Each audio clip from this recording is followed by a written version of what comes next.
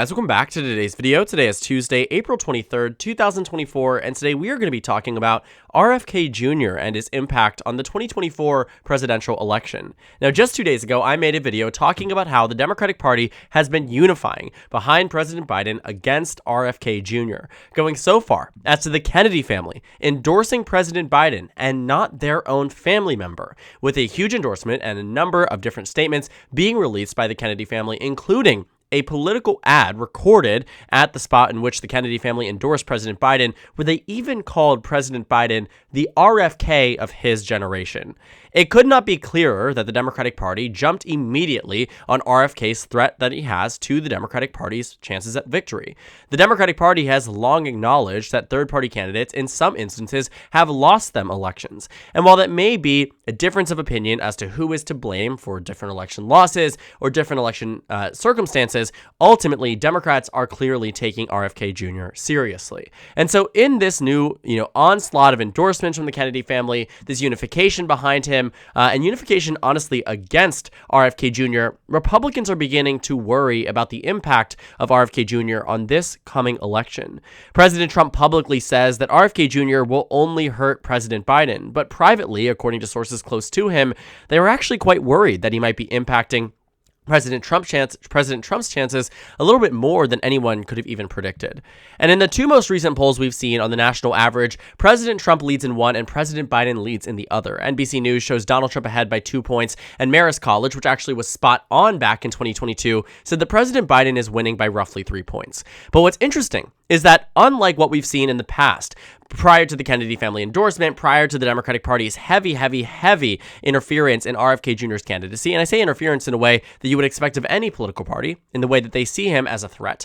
In the five-way race here between Cornel West, RFK Jr., and Jill Stein, Joe Biden's numbers actually improve. And this might be a bit of a difference here. Emerson College shows one that's a bit in contrast here. Trump +3 expands to Trump +4. But these two most recent ones, I think, are really damning because they also ask these voters, where is the support coming from if you are switching your choice in this upcoming election based on any of the third-party candidates? And so NBC News, which had Trump ahead by 2, now has Biden ahead by 2 in this multi-way race. And Marist College, which has Biden up by 3, then has him up by 5. And so that really counteracts the Emerson College 1-point improvement for President Trump, and the overall net here is for the Biden administration, for President Biden in his reelection. And you see that RFK Jr. peels a very significant chunk of the base, very different than any of the recent polls here, the highest he has seen. And that actually seems to be a problem for President Trump. Because like I was saying, NBC News and Marist College did ask a question, a follow-up. NBC News, which is the one I'm going to show you here, because we saw a change between Trump leading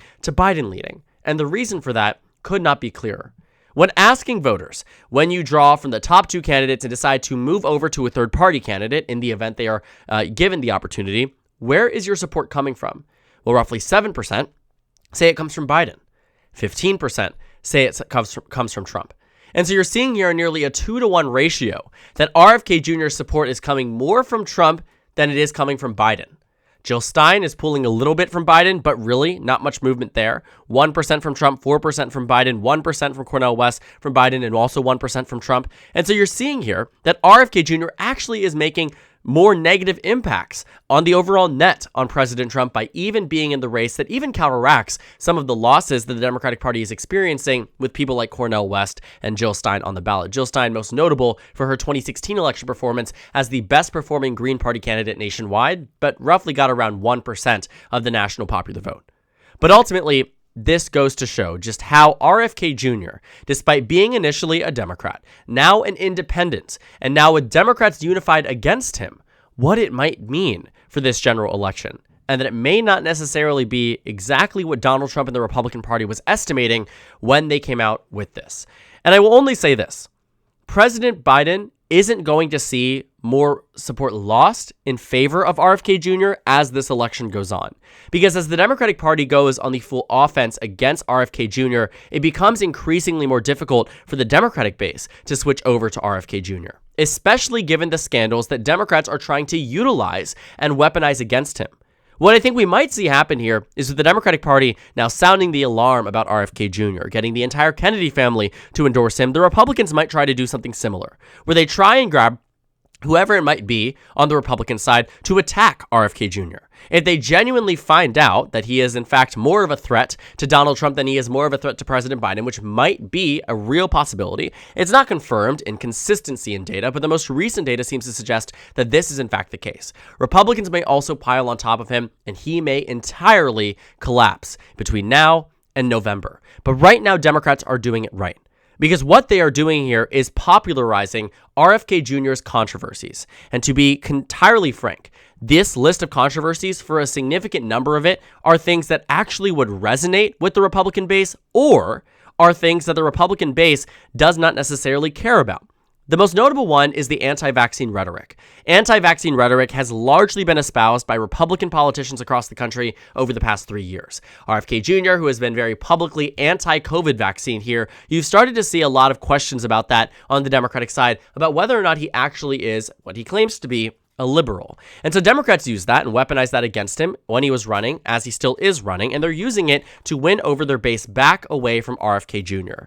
The more and more that they paint him out to be someone who is anti-vaccine, a popular position not amongst Democrats, in fact, a very unpopular one at that, that certainly would result in the losing of some primaries for some candidates, and we did in fact see that in some instances here. This anti-vaccine rhetoric does not prove as much of a hindrance on the Republican side as it does on the Democratic side, especially given the response to COVID-19 in red states and blue states. I mean, this is not going to be what does him in for Republicans, but certainly can for Democrats. If we've seen anything in the past 3 years, it absolutely is that this is still a salient issue amongst Democrats. Now, in terms of some of the comments that he has made in the past, I think both of these things would very much be perceived very negatively on both sides of the aisle, which is why I think once Republicans start piling onto him, if they decide to do so, I genuinely think he could fade into irrelevancy. Right now, he is expanding on his lead here because he is pulling portions away from Trump and Biden, a 2-to-1 ratio of Trump supporters to Biden supporters that are moving over to RFK Jr. here. But ultimately, it's not going to be super easy when both presidential campaigns are hounding on you and popularizing some of your more unpopular controversies. And so I think when we're looking at some of these things, for example, blaming gender dysmorphia on chemicals in the environment, Democrats probably would be the most up in arms group about this, whereas Republicans probably wouldn't be. On the flip side, in saying that he believes the 2004 presidential election was stolen, that's an election that George W. Bush, a Republican, won over John Kerry, that is not a popular take amongst Republicans. And so I think there are so many different things here that could inhibit his candidacy, could really do a number to his polling results, to his fundraising data, to his overall odds at coming within any chance of any electoral vote here. And this running list just simply doesn't help. And so I've been talking about how President Biden would largely like it to be a two-way race here, but right now Democrats are doing something correct. And that is making RFK Jr. pull more away from the Trump campaign, making him seem way more extreme than Democrats would feel comfortable with. Maybe they didn't feel this 3 months ago when they didn't know much about him. He was just a Kennedy. He was seen as this outsider candidate, an alternative to President Biden, but still at heart a liberal. Now he's not being perceived as such. The Republicans now need to catch up. Because what is happening is that Donald Trump is very publicly saying RFK Jr. is going to hurt Biden. That this is not something Democrats need to worry about, and so they can't publicly worry about it. They can't run ads against RFK Jr. They can't make statements against RFK Jr. They have their hands tied because their top ticket candidate tied them for them. And so the RNC is beholden to this right now. The Trump campaign is beholden to this right now. And so are many Republican operatives that I'm sure would love nothing more than to increase the chance of the former president's chances at victory by going after RFK Jr. But that is not where the GOP is presently set. And honestly, it would take a lot for the Trump team to admit that RFK Jr. is in fact a threat to their chances. When push comes to shove, I think they absolutely will. But in the meantime, I genuinely do not think they feel ready to come out publicly and acknowledge that there might be a possibility that Donald Trump loses the election. I think they're so caught up in this idea that President Trump is a shoo-in, and that all of these factors here in a traditional year absolutely would indicate a Biden loss. But it is Donald Trump on that Republican side that we don't exactly see too much confidence around him as a leader, too much confidence around him as an elected official. And so I think if there was any election that Republicans could lose, it could be this one, especially given that they fully expected this RFK Jr. candidacy to only hurt Biden. But in reality, that is not the case. But as you can tell from the title of this video and from everything we've been talking about too, Republicans are not unknowing to this. As I said, A lot of these operatives would love nothing more than to go after RFK Jr., but I think they're on pause right now. I think they haven't fully figured out what their strategy is to balance him as someone who could maybe peel away from Democrats, but also need to ensure that he's not peeling away from Republicans. And because he comes into this as such a unique character, he's a Kennedy, he's an independent, and he also has taken on certainly some takes that could appease both Democrats and Republicans, he also runs the risk of alienating both. And I don't know if Republicans believe that him alienating both is the best course of action. I think Republicans are at really a pretty bad point here, where they want this nothing more to be a multi-way race where the third-party candidates are pulling from Biden. And for a while, that absolutely was the case. And they said a two-party race, actually a two-way race, is going to be the chance at which Biden wins the election. He would only win in a head-to-head against Donald Trump. Donald Trump wins with pluralities. Biden could win with a majority. And so in a 3, 4, 5-way race, they didn't think that was possible, especially when 3 of the candidates here, technically speaking, lean left wing. Joe Stein is Green Party. Cornel West wanted to run under Green Party and is a Democrat formerly. RFK Jr., Kennedy, Democrat, right? All of these people here that are third-party candidates, you don't see a libertarian nominee for president. You don't see a Constitution Party nominee for candidate. What you find are candidates that lean left on almost every issue, aligned with President Biden on a lot. And so that's why Donald Trump and his candidates, his campaign rather, wanted this to be a multi-way race. But that is not our reality. We are in a race here where this isn't just Biden and liberals against Trump. Some of these people are no longer being perceived that way. And so they're actually winning over more voters from the right. When the Kennedy family came out against the RFK Jr., on one hand, it did boost, President Biden's numbers amongst Democrats, absolutely. I mean, we probably will see that this is something that could have been a turning point for a few people, but again, margins matter when President Biden won the last election, practically speaking, by 44,000 votes. And so the Kennedy family here endorsing President Biden and not their family member, sure, sends a message to the Democratic base that no, the Kennedys want this guy and not their, crazy uncle. I think that's the way that this is trying to be phrased and, maneuvered by strategists on the Democratic side. On the flip side of things, when the Kennedy family comes out and endorses Biden over RFK Jr., they see RFK Jr. as more of a threat, and they see more of a reason to support him if it means owning the Democrats. And I think that's also the flip side of it. I think the Democrats are fully aware that the reaction of the Kennedy family endorsing the Bidens isn't just simply, or President Biden, isn't just simply that it's going to benefit Biden amongst the Democratic base, but that it will enrage the Republican base.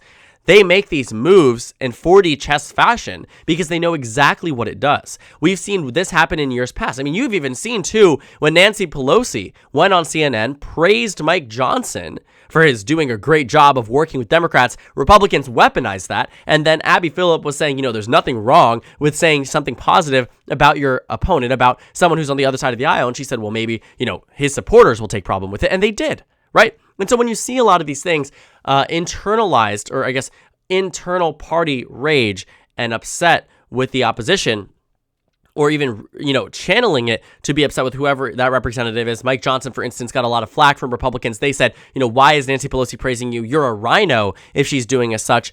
I think we could be seeing a similar strategy being embraced by the Biden campaign on this front, and it would be a very calculated one if that was their instance. But Republicans are worrying for a reason.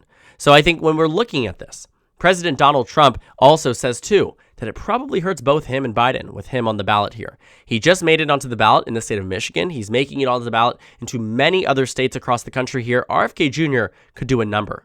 And while our initial calculation was that this would do a number to Democrats, it would negatively impact Biden to a point of no return. That was our initial take. Evidently, we were wrong. And so when we look at our head-to-head matchups here, and we look at the 5-way race, considering everyone else here is a liberal besides Donald Trump, there is no reason that the lead should be just 1 point for Donald Trump. It is quite literally an election where every single data point should suggest that it is going to be a Republican blowout, that President Trump wins Wisconsin, Michigan, Pennsylvania, Georgia, Nevada, Arizona, beyond all the swing states that he did last time, Ohio, Iowa, North Carolina, Texas, Florida, right? The list goes on and on. But that's not the case.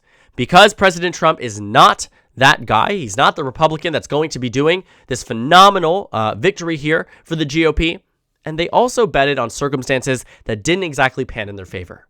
Because as RFK Jr. draws more away from Donald Trump than he does President Biden, President Biden actually sees an increased chance at victory depending on where he is on the ballot, depending on where RFK Jr. qualifies for, registers to be on the ballot, and how his performance is on both the statewide and national level.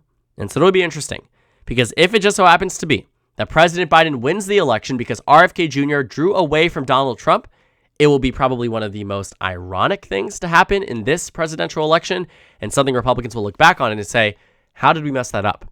And again, as they thought in 2022, there was one common denominator.